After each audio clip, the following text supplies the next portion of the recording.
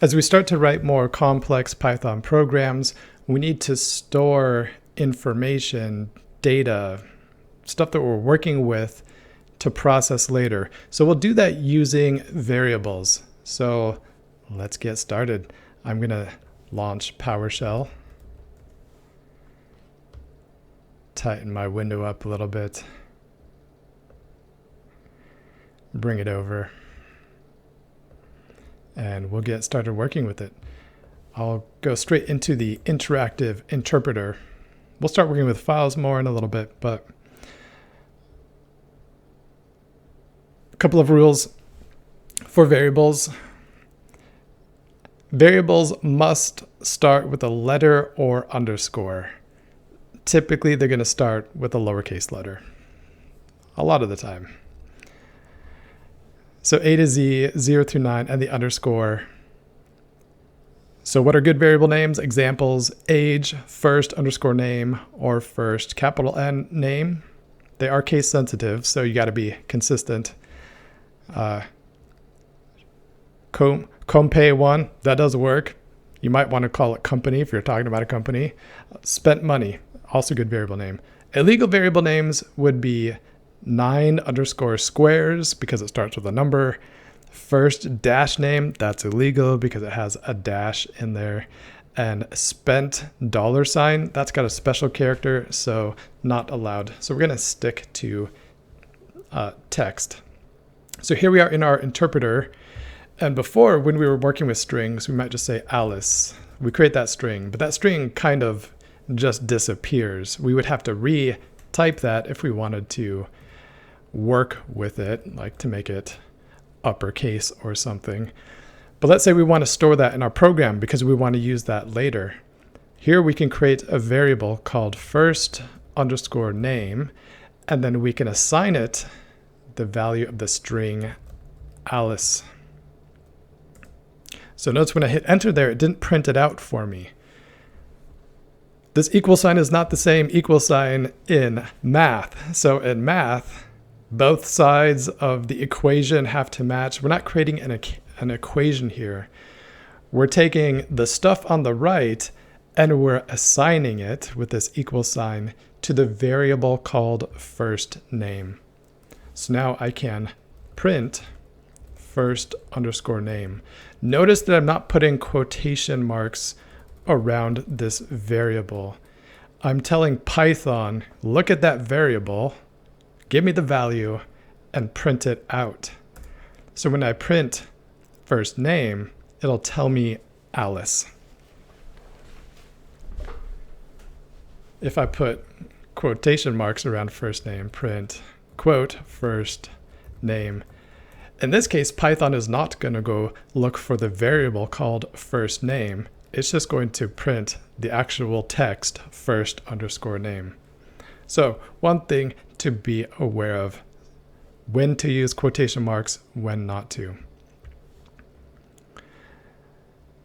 So let's just print first name again, just to make sure we know what we're working with. The value of first name is Alice. Okay, capital A. Let's run first underscore name dot lower. And it tells me, okay, lowercase a, Alice, that makes sense. All lowercase characters, great. But now what happens if I print first underscore name?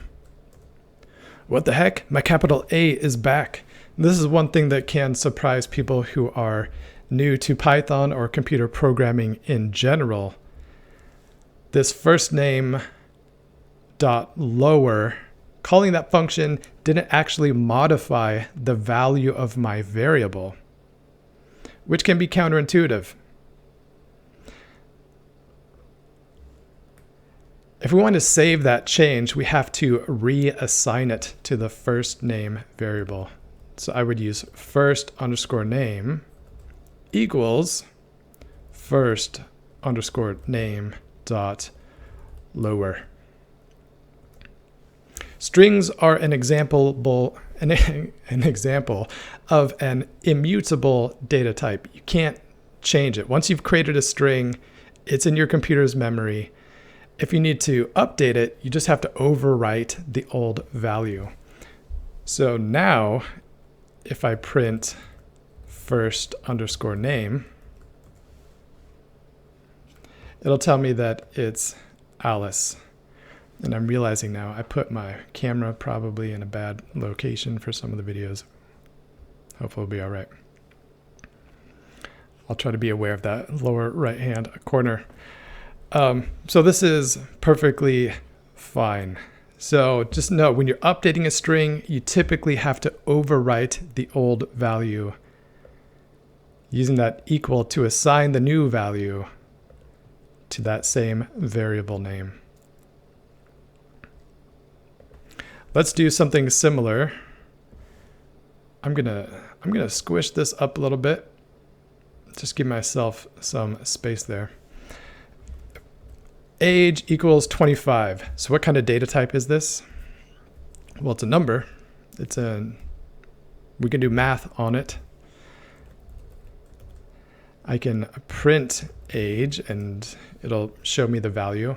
So again, I'm not putting quotation marks around age or anything. Python figures out what its data type is and gives me the correct representation. Oh, that's good. So what if we do age plus 5?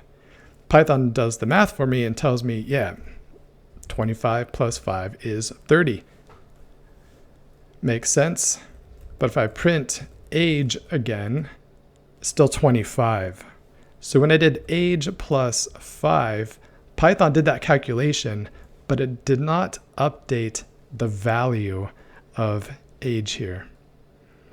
So how would I actually update the value of age?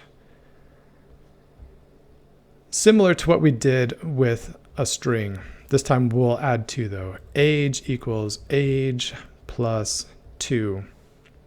So we'll do the math here on this right-hand side. The result of that math will be saved in the variable called age. So we could print that out and check it. So we'll print age. 25 plus 2 is indeed 27, and that value of 27 is saved in the variable called age. So not overly complex, just know that when we're working with strings or numbers, if we need to update those values, we're often just overwriting the old values. The methods like upper, lower, title, all that kind of stuff is not actually modifying our string variables. Same thing with numbers. If we're doing some math and we want to save that result, we have to use the equals operator to assign the new value to our variable.